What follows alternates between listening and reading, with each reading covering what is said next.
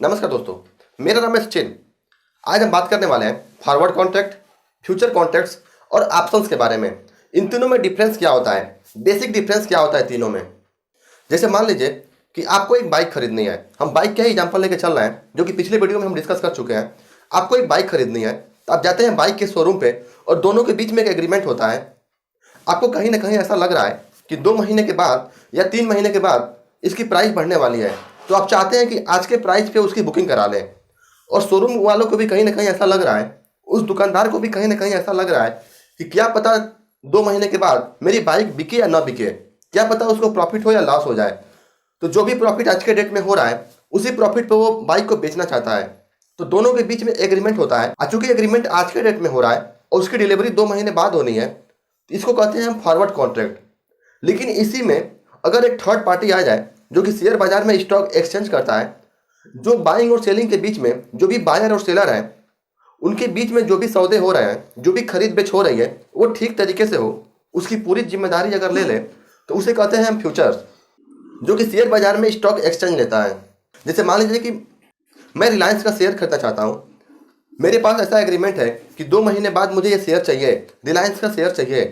तो stock exchange की जिम्मेदारी है कि 2 महीने बाद वो शेयर मुझे दिलाए। अगर 2 महीने से पहले ही शेयर के प्राइस में अगर उतार चढ़ाव आता है तो मैं उस कॉन्ट्रैक्ट को किसी और को बेच सकता हूं। अगर कॉन्ट्रैक्ट नहीं बेच रहा हूं और 2 महीने तक कॉन्ट्रैक्ट मेरे पास है, वो एग्रीमेंट मेरे पास है, तो वह स्टॉक एक्सचेंज की जिम्मेदारी बनती है कि मुझे 2 महीने बाद वो शेयर दिलाए।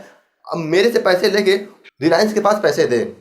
फ्यूचर्स में एक बार एग्रीमेंट हो जाने के बाद अगर आपके पास एग्रीमेंट है, अगर आपने उस कॉन्ट्रैक्ट को बाइंग और सेलिंग नहीं किया है तो आपको वो शेयर खरीदने पड़ते हैं। अगर एग्रीमेंट हो गया तो आपको फुलफिल करना ही पड़ता है। लेकिन ऑप्शंस में जो भी रिलायंस के शेयर के लिए अगर एग्रीमेंट बना है तो वहाँ पे आपके पास ऑप्शंस होता है कि चाहे तो आप शेयर खरीदें या ना खरीदें। उसके लिए आपको एक बुकिंग अमाउंट देना पड़ता है। जैसे मान लीजिए कि 2,000 रुपये का रिलायंस का शेयर है। आपको ऐसा लग रहा है कि कुछ समय के बाद इसके शेयर बढ़ने वाले हैं, इसके शेयर की प्राइस बढ़ने वाले हैं। लेकिन कहीं ना कहीं ऐसा भी डर है कि क्या पता शेयर की प्राइस बढ़े या ना बढ़े। तो इसके लिए आप आज के डेट में उसको बुकिंग कराएंगे, जिसको हम शेयर बाजार में प्रीमियम अमाउंट कहते हैं। उसको एक प्रीमियम अमाउंट देके उस शेयर्स की आज के डेट में बुकिंग कराएंगे। 2 महीने बाद आपके पास ऑप्शंस होगा कि आप शेयर को खरीदें या न खरीदें। अगर शेयर की प्राइस 2,000 से बढ़ के 3,000 रुपये हो जाए तो डेफिनेटली आप उस शेयर को खरीदेंगे।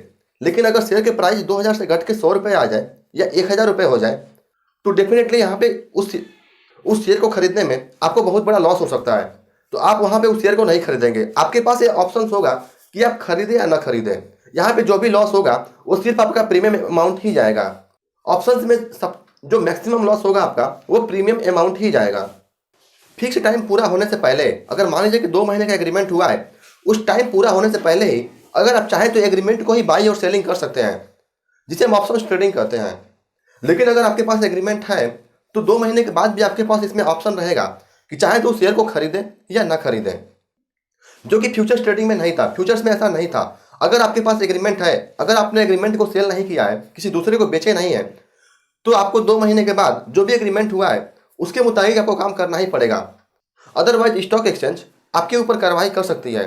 जबकि ऑप्शन ट्रेडिंग में ये ऑप्शन आपको दिया जाता है कि आप चाहें तो खरीदें या ना खरीदें, जिसके लिए आपको एक प्रीमियम अमाउंट देना पड़ता है। अगर आप उस चीज़ को छोड़ना चाहें, उस शेयर को नहीं खरीदना चाहते हैं, तो आपको सिर्फ प्रीमियम अमाउंट वाला पैसा ही डूबेगा, जो कि ऑप्शन ट्रेडिंग में मैक्सिमम लॉस कहलाता है। अगर इस वीडियो में कोई डाउट रहा हो तो कमेंट सेक्शन में लिखिए। अब वीडियो अच्छी लगी हो तो लाइक कीजिए और सब्सक्राइब कीजिए। धन्यवाद।